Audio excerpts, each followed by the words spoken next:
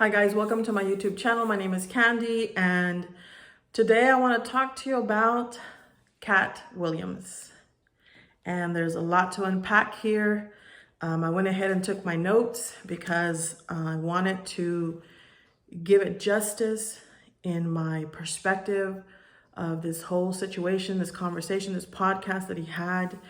It's taken me a few days to process, to put it in prayer, and really, I listened to the entire podcast. I did it in 2 sittings. It's almost 3 hours.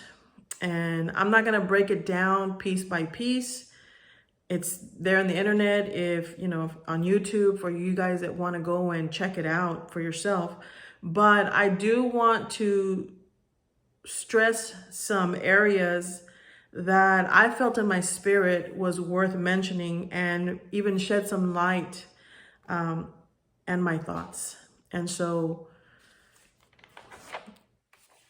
one of the things, there were several things that I noticed throughout the interview that, I don't know, they're not calling it an interview. I think they're calling it like just a sit down, a conversation with him.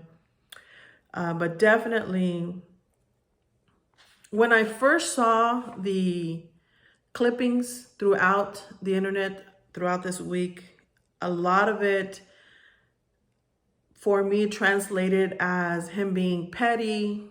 Maybe he was bitter, angry,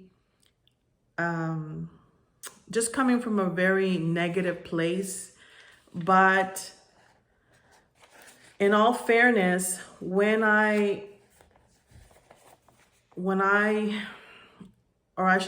to be fair, I am the kind that I believe in hearing out the person. And so, which was my reason for sitting for the whole 2 hours and 46 minutes of it from beginning to end, and asking God to give me that discernment to listen, not necessarily what they're saying, but what to read in between the lines. And that's basically what discernment is. It's not what a person is saying, but that you start to read, the Holy Spirit begins to show you between the lines. And so this is my opinion, and you can agree to disagree.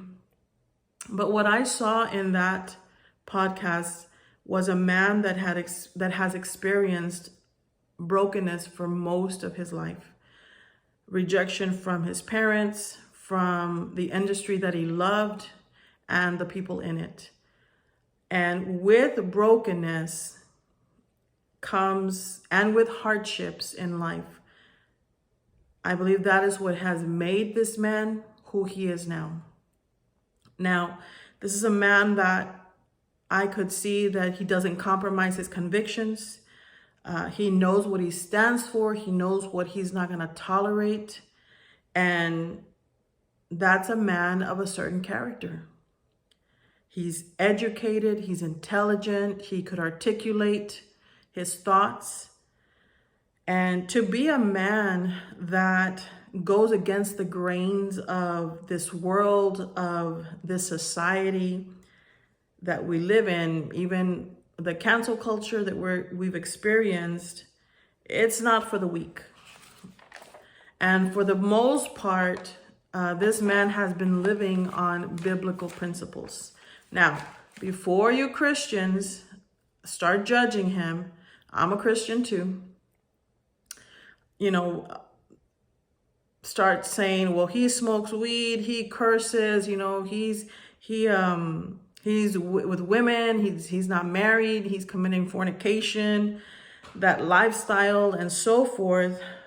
I'm not saying that he lives a godly life, but what I'm saying is that he does live, just by that conversation, by certain godly principles. And God's principles work whether the person is saved or not saved, because they're principles. Just like, the law of gravity.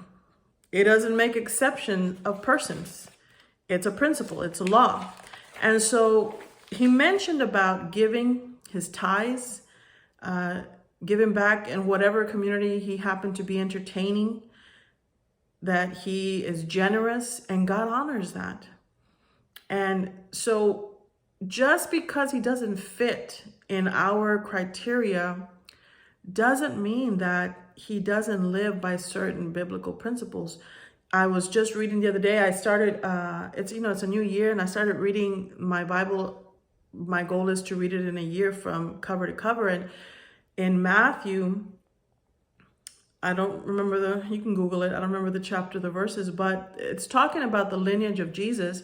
And there's 3 women that are mentioned on there. And it's Tamar, who was raped by her stepbrother. There was Rahab, who was a prostitute. And then there was Bathsheba, who was an adulterer. She was married when she slept with King David.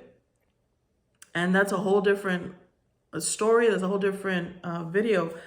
A lot of lessons to learn there too. But these are women that would not have made the cut by our judgmental standards. And so when he's come across people in his life that have made mistakes and they want to do right, he's been a friend. And that's a form of forgiveness. And he doesn't judge them. And originally I understood that he came to clarify, he came on this podcast to clarify what he believed were lies that were told about him in regards with some movies he made.